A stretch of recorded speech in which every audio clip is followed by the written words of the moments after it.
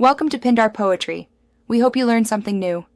You start by powering up the Flip 5 and your source device. This matters because low battery can interrupt pairing.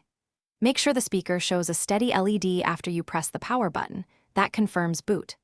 On your phone, open Bluetooth settings now and keep the screen visible. You'll need to select the speaker next.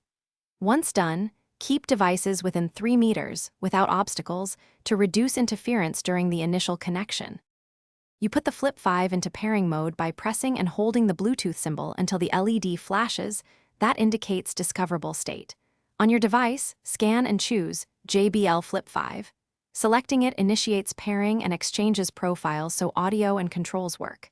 If prompted for a PIN, enter 0000, though most devices pair without one. Once paired, the speaker will play a tone. Make sure your phone's media volume is up to verify sound immediately. You finalize the setup by confirming your device's audio output is set to the JBL Flip 5 so apps route sound correctly. If there's no audio, make sure the speaker isn't muted and the phone's media volume is not 0, then reconnect. If pairing repeatedly fails, reboot both devices and try again.